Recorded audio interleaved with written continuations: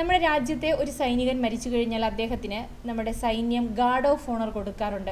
അത് നമ്മുടെ രാജ്യത്തിന് വേണ്ടിയിട്ട്, നമ്മുടെ ജനങ്ങൾക്ക് വേണ്ടിയിട്ട് അദ്ദേഹം ജീവത്യാഗം ചെയ്തതിന് രാജ്യം കൊടുക്കുന്ന, സൈന്യം കൊടുക്കുന്ന ഈ രാജ്യത്തെ ഏറ്റവും വലിയൊരു ബഹുമതി. ഈ ലോകത്തെ എല്ലാ സൈനിക രാജ്യങ്ങളും അവരുടെ സൈനികർക്ക് ഇത്തരത്തിലുള്ള ബഹുമതി കൊടുത്താണ് യാത്രയേക്കുന്നതെന്നാണ് എൻ്റെ ഒരു അറിവ്. പക്ഷേ നമ്മുടെ തൊട്ട അയൽവക്കത്തെ രാജ്യമായ പാകിസ്ഥാൻ അവരുടെ നാട്ടിലെ സാധാരണ ജനങ്ങൾക്ക് വരെ ഗാർഡ് ഓഫ് ഓണർ കൊടുക്കാറുണ്ട്. എന്താല്ലേ ആ രാജ്യത്തിൻ്റെ ഭരണാധികാരികളുടെയും ഒക്കെ ഒരു മനസ്സ്. ഓപ്പറേഷൻ സിന്ദൂറിന്റെ സമയത്ത് നമ്മുടെ സൈന്യം പാകിസ്ഥാനിലെ തീവ്രവാദി കേന്ദ്രങ്ങൾ തകർത്തിരുന്നു.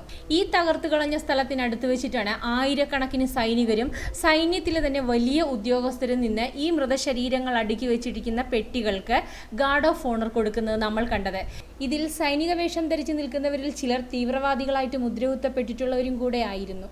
പാകിസ്ഥാൻ എന്ന് പറഞ്ഞത് നമ്മുടെ സൈന്യം സാധാരണക്കാരായ ജനങ്ങൾ താമസിക്കുന്നിടമാണ് തകർത്ത് കളഞ്ഞതെന്നാണ്.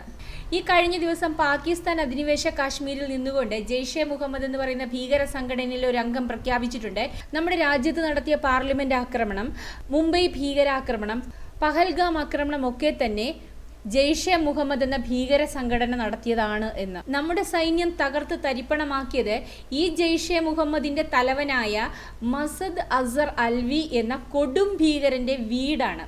അതായത് അവന്റെ പള്ളിക്കൂടം, കുരുകുല സമ്പ്രദായത്തിലുള്ള പള്ളിക്കൂടം. ഈ കുരുകുലത്തിലെ ചില കുലകളെയാണ് നമ്മുടെ സൈന്യം അരച്ചു കളഞ്ഞത്. അതായത് പാകിസ്ഥാന്റെ സൈനിക പരിശീലന കേന്ദ്രവും തീവ്രവാദ പരിശീലന കേന്ദ്രവും ഒന്നാണ് എന്നർത്ഥം. അതുകൊണ്ടാണ് ഇന്ത്യയിലേക്ക് തീവ്രവാദികൾ പാകിസ്ഥാന്റെ സൈനികോപകരണങ്ങളുമായിട്ട് വരുന്നത്. പാകിസ്ഥാനിലെ ജെയ്ഷെ മുഹമ്മദിലെ ആ കൃമികീടം അങ്ങനെ ഒരു പ്രഖ്യാപനം നടത്തിയത് വളരെ നല്ല കാര്യമാണ്. കാരണം ഇനിയും തീവ്രവാദി ആക്രമണം ഉണ്ടാകുമെന്നാണ് അവൻ തന്നെ പറഞ്ഞിരിക്കുന്നത്. നമ്മുടെ രാജ്യം അതിശക്തമായിട്ട് തിരിച്ചടിക്കും. കാരണം ഇത് കോൺഗ്രസ് ഭരിക്കുന്ന ഇന്ത്യയല്ല, നരേന്ദ്രമോദിയാണ് ഇവിടെ ഭരിക്കുന്നത്.